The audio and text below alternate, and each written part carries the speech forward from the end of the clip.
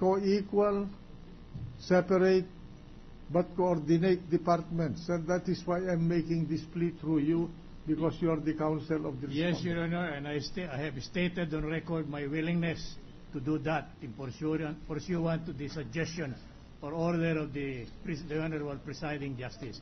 But my apprehension is not a mere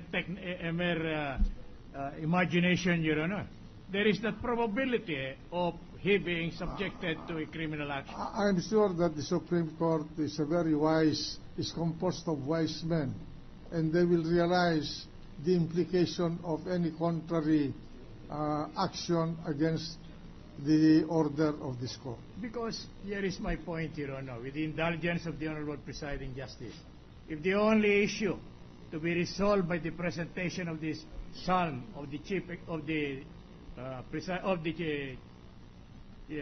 Honorable Justice Corona, Your Honor, and the fact alone that there is this SALN, Your Honor, is proving up that they have filed and complied with the rules and regulation on the matter, Your Honor. Yes, but kung nandito po ito at meron talaga, ano pang pag-uusapan? Ang sinasabi, hindi nag-file, nandiyan pala eh. That resolved the problem. Wait a minute. We are talking only of compliance with the order of this court. Right. With respect to the conclusions that will arise from this, that will come later. But what I'm saying here is that each branch of the government must respect the prerogative of the other branch. We respect the court. They have their internal rules. But on the other hand, we have taken an oath to perform a different task from our ordinary task as legislators, and that is to judge, to try and decide and judge. An official, a high official of the government subject to impeachment, which unhappily is the Chief Justice of the Supreme Court. And while we respect the Supreme Court as a co-equal, they must realize that we are also bound to enforce our orders in the same way that they enforce their orders.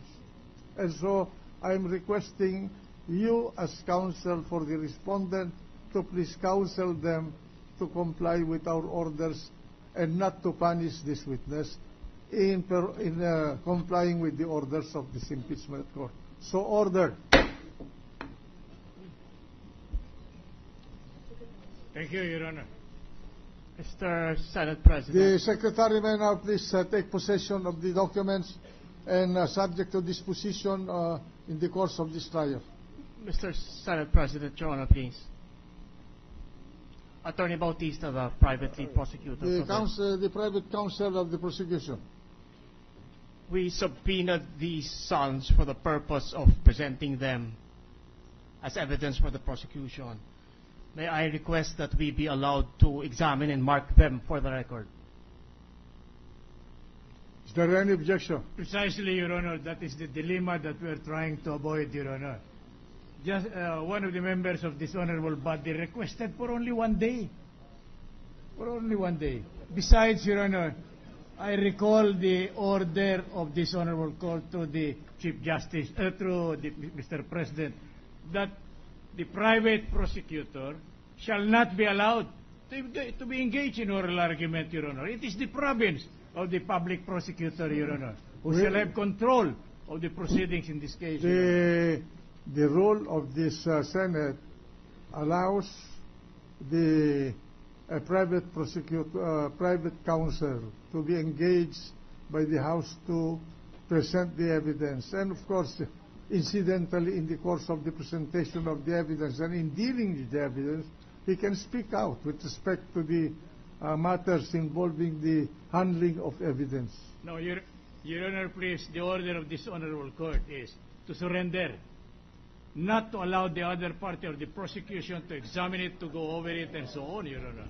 And apparently, nagpipiesta na po sila riyan sa dokumento na yan eh. Yan po ang aming ipinangangamba. Baka po hindi magkaroon ng fair trial. While it is true na ang Is disimpeachment... there anything sensitive in this document that ought not to be revealed to the public? I have not seen it yet, Your Honor. That's why I cannot make an intelligible information regarding the matter. Mr. President. Who is Mr. the President. gentleman from Iloilo?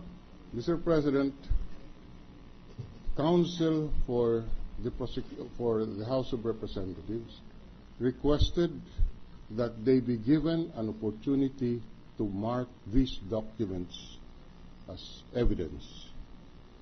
The chair asked counsel for the respondent whether or not he has any objection.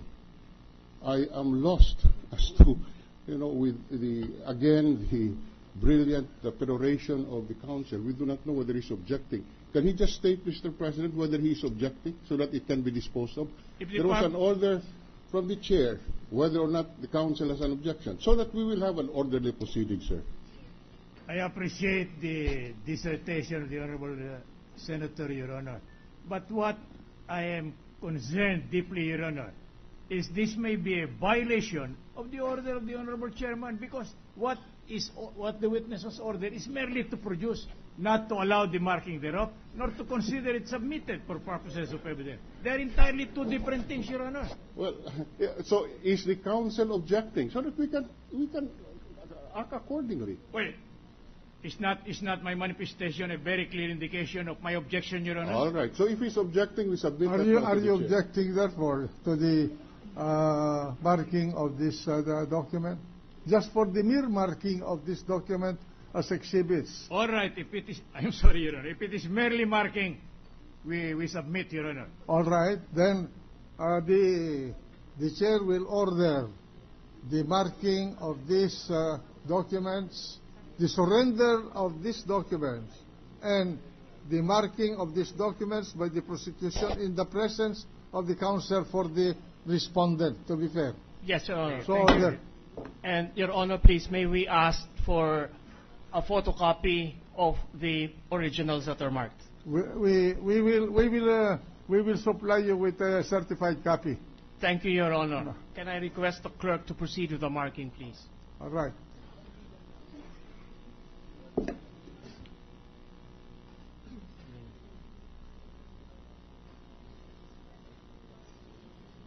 Mr. President, while the marking is going on, can we ask for a 1-minute recess?